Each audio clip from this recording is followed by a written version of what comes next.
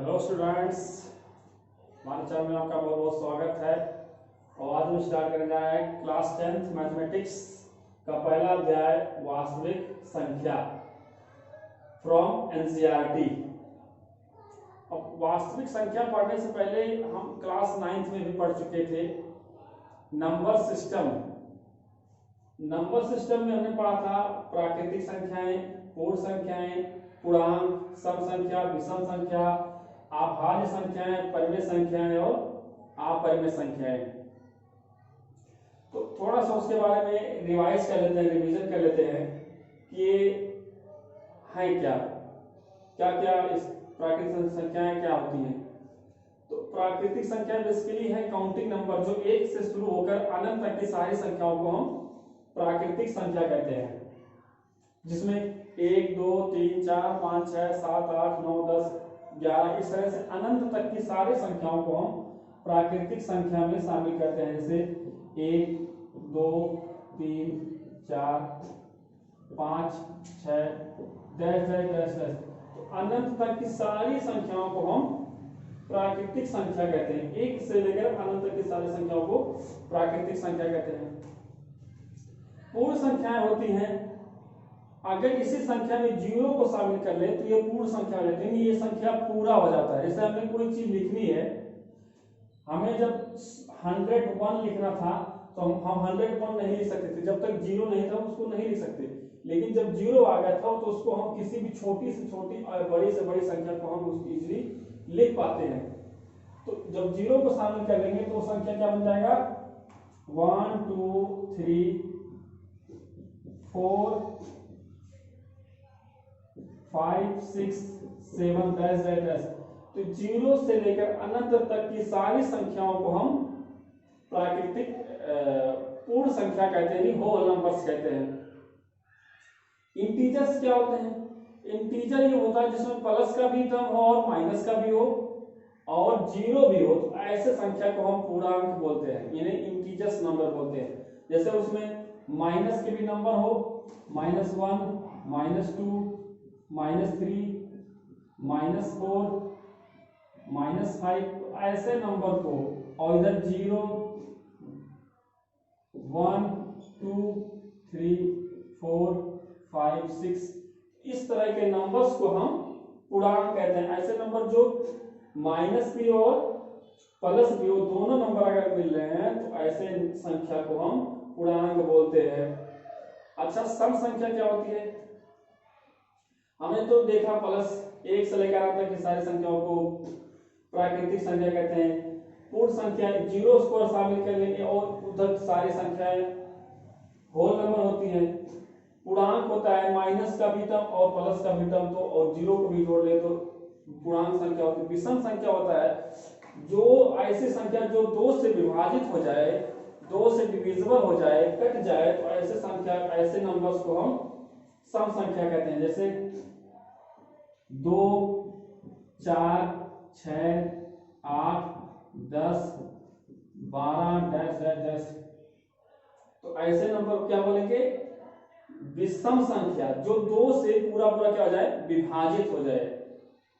और विषम संख्या किससे कहते हैं? विषम संख्या वो होता है जिसको 2 से पूरा विभाजित ना हो। ऐसी संख्या जो 2 से पूरा विभाजित ना हो तो उसको हम विषम संख्या कहते हैं, यानी ऑड नंबर कहते हैं। जैसे 1 3 5 7 9 11 13 इस तरह ऐसे नंबर को हम क्या बोलेंगे? विषम संख्या। अब एक नंबर और होता है जिसे बोलते हैं प्राइम नंबर, अभाज्य संख्या। अभाज्य संख्या ऐसे होते हैं ना तो वो किसी भी नंबर से नहीं करते, खुद से या तो एक से, जिसका मैक्सिमम फैक्टर कितना हो, 2 हो, उसको हम अभाज्य संख्या कहते हैं। जिसका मैक्सिमम फैक्टर यानी गुणनखंड 2 हो उसको हम अभाज्य संख्या कहते हैं। जैसे 3 2 भी इसमें होता है, 2 3 5 7 11 13 17 तो ये ऐसे नंबर हैं जो ओनली टू केवल अपने से कट रहे हैं या तो एक से, यानी एक और खुद का कि उनका क्या होता है, गुणनखंड होता है। जैसे कि देखो दो से क्या होगा, 2 से कटेगा, यानी ये खुद से कटा, और एक से भी इसका फैक्टर होगा वो 1 भी होगा, यानी 2 का फैक्टर होगा या तो 1 का फैक्टर होगा, यानी खुद का होगा या तो 1 का होगा। ऐसे नंबर को हम बोलेंगे, ऐसा नंबर को बोलते हैं अभाज्य संख्या, जो खुद से कटे और या तो फिर 1 से कटे, यानी जिसका मैक्सिमम फैक्टर 2 हो। तो इतना समझ गए होंगे तो इसको नोट डाउन कर लीजिए, वो वीडियो पॉज करके आगे समझते हैं कि रेशनल नंबर क्या है। परिमेय संख्या, परिमेय संख्या, परिमेय संख्या जो होती है वो P/Q के फॉर्म में लिखा जा रहा है। परिमेय संख्या वो संख्या होता है जिसको P/Q के फॉर्म में लिखा जा सके। P/Q के फॉर्म में लिख सकते हैं, जिसमें से कंडीशन है कि Q does not equal to 0। ऐसी संख्या जिसको हम P/Q के फॉर्म में लिख सके जिसमें Q डज नॉट, यानी Q बराबर 0 नहीं होना चाहिए। क्यों नहीं होना चाहिए उसको बताएंगे। और P और Q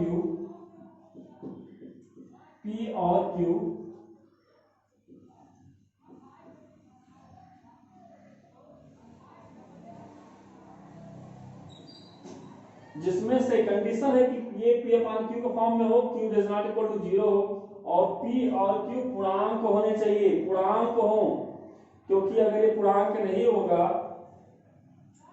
कंडीशन की ये पूर्णांक होने चाहिए, मतलब ये जो P/Q रहे वो पूर्णांक नंबर रहे, तो ये हम कह सकते हैं कि वो क्या होगा, परिमेय संख्या होगा। यानी जितने भी पूर्णांक संख्याएं हमने यहाँ लिखे थे सारे के सारे क्या हैं, परिमेय संख्या होते हैं। क्यों, कैसे, देखिए -5, -4, -3, -2, -1, 0, 1, 2, 3, इस तरह से था ये। तो ये नंबर सबके नीचे अगर 1 लिख दें, सभी संख्या के नीचे अगर हमने 1 लिख दिया तो क्या है, P/Q के फॉर्म में नहीं हो गया। तो P/Q के फॉर्म में जितने भी पूर्णांक संख्या होते हैं सब P/Q के मतलब सारे संख्या क्या होते हैं, परिमेय संख्या होते हैं। प्राकृतिक संख्या भी परिमेय संख्या हो सकती है, पूर्णांक भी परिमेय संख्या होता है, पूर्ण संख्या भी होती है, पूर्णांक भी होता है, सम संख्या भी होता है, विषम संख्या भी होता है, अभाज्य संख्या भी होता है। तो जितने भी संख्या होते हैं सब P/Q के फॉर्म में उसको हम लिख सकते हैं। सारे नंबर जो होते हैं वो सारे के सारे नंबर परिमेय संख्या होते हैं। समझ में आया, केवल Q के नीचे यहाँ इस नंबर पर यानी 5/0 नहीं होना चाहिए, क्योंकि 0 हो जाएगा तो ये इनडिफाइंड हो जाएगा, ये संख्या आपको हो जाएगा, अनंत हो जाएगा, अनडिफाइंड हो जाएगी, इसको हम हल नहीं कर सकते है ना। तो अनडिफाइंड यानी यहाँ पर हमें 0 नहीं चाहिए। हाँ 0 से भाग कर सकते हैं, लेकिन 0 से भाग नहीं कर सकते, 0 से भाग नहीं कर सकते, 0 में भाग कर सकते हैं। तो ऐसे नंबर को हम P/Q कब कहेंगे, जब हमारा Q बराबर 0 ना हो।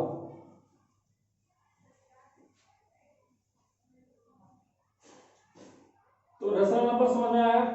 अब आप परिमेय संख्या देखते हैं, माने इरेशनल नंबर, अपरिमेय संख्या जिसको हम परिमेय का मतलब होता है कि जिसको हम P/Q के फॉर्म में ना लिख सकें, यानी इस फॉर्म में ना हो, इस फॉर्म में नहीं होना चाहिए। जैसे √2, √5, √6, √7, ये ऐसे नंबर हैं जो कभी भी P/Q के फॉर्म में नहीं ले सकते। आप कहोगे कि मैं तो 2/1 लिख सकता हूं। अरे भाई आप तो लिख सकते हो 2/Q, लेकिन ये क्या मैं बताया था कि P और Q क्या होने चाहिए, पूर्णांक होने चाहिए। क्या √2 पूर्णांक है, नहीं है, है ना। P/Q में लिख सकते हैं, लेकिन यहाँ पर पूर्णांक संख्या होनी चाहिए, दोनों का दोनों पूर्णांक होना चाहिए, जबकि हमारा Q क्या है, पूर्णांक संख्या नहीं है, इरेशनल नंबर है। तो ऐसे संख्या जिसको हम P/Q के फॉर्म में लिख सकते हैं वो परिमेय संख्या होता है, जिसको नहीं लिख सकते वो परिमेय होता है। जैसे √2, √5, √6, √7, एक मान पाई का भी आता है, पाई भी उसी कैटेगरी में होती है। पाई को भी हम इस फॉर्म में नहीं लिख सकते। और कुछ नंबर ऐसे होते हैं जिसको हम नहीं लिख सकते,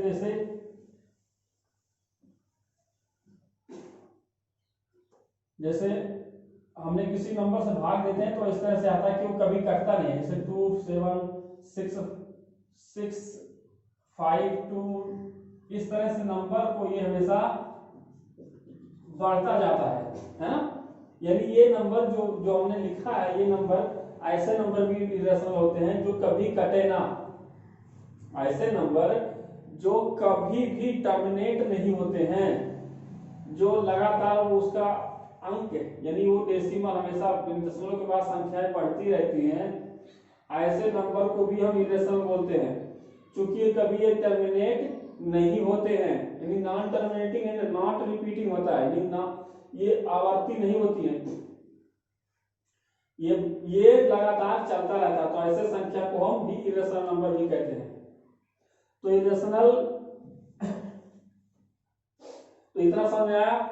अब समझेंगे कि वास्तविक संख्या क्या होती है। तो वास्तविक संख्या यही होता, जितने भी नंबर हमने अभी तक पढ़ा है, प्राकृतिक, पूर्ण संख्या, पूर्णांक, सम संख्या, विषम संख्या, अभाज्य संख्या, परिमेय संख्या, अपरिमेय संख्या, जितने भी संख्या हमने पढ़ चुके हैं, सारे के सारे क्या हैं, वास्तविक संख्या, यानी रियल नंबर है। रियल नंबर का मतलब जो भी नंबर होगा, कुछ भी नंबर हो, चाहे √2 हो, चाहे 3 हो, चाहे 4 हो, चाहे पाई हो, कुछ भी हो, जितने भी नंबर हैं सब के सब क्या है, रियल नंबर। तो आइए दोस्तों अब स्टार्ट करते हैं यूक्लिड विभाजन परिमेयिका। तो यूक्लिड डिवीजन परिमेयिका को शुरू करने से पहले, इसको समझने से पहले कुछ बेसिक एग्जांपल्स को के थ्रू उसको समझेंगे। जैसे कि हमने 2 से 15 में क्या करेंगे, भाग करेंगे, ठीक है। तो इसको भाग करेंगे 2 सते 14, उसके बाद क्या करते हैं, माइनस लगाएंगे, उसके बाद इसको क्या कर देंगे, घटा देंगे, तो कितना आ गया, 1। तो इसको हम क्या बोलते हैं,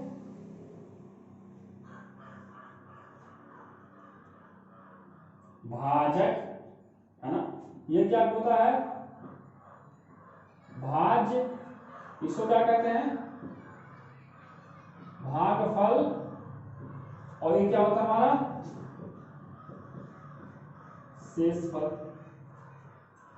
भाजक, भाज्य, भागफल और शेषफल, यही हमारा होते हैं। यूक्लिड विभाजन परिमेयिका इसी से समझेंगे, उदाहरण से। हमने 2 में से भाग किया, 7 आया, 7 में से 14 में से घटा दी तो 1 आ गया। अब इसको अगर हम लिखें थ्योरेटिकली, यहाँ पर लिखें, तो भाज्य बराबर क्या होता है हमारा, भाज्य बराबर होता है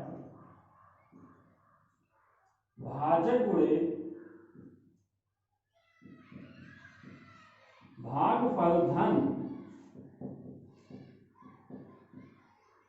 शेषफल, है ना। भाज्य बराबर भाजक गुणे भागफल धन शेषफल, यही होता है हमारा। अगर इसको हम लिखें तो इसी तरह से लिखते नहीं, इसका गुणा भाजक गुणा भागफल से करते हैं, और इसको जोड़ दिया गया तो क्या आ जाएगा हमारा, भाज्य। देखिए अगर हमने भाजक को 2, भाजक 2 है, भागफल कितना है, 7 है, और ये कितना, शेषफल 1 है, तो 7 गुना 14 और 1 15, तो 15 बराबर भाज्य हमारा कितना था, 15। तो इस तरह से इसको हम लिख सकते हैं। और यूक्लिड डिवीजन परिमेयिका भी यही कहता है कि a बराबर bq प्लस r, a बराबर bq प्लस r अगर है, जिसमें से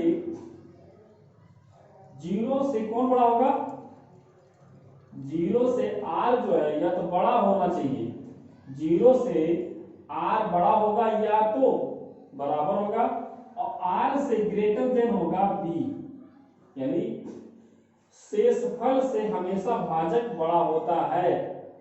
क्योंकि अगर शेषफल से भाजक ये भाजक अगर बड़ा नहीं होगा, इससे अगर यहाँ पर हमने 2 लिख दिया तो एक बार और चला जाएगा इसके साथ डिवीजन में।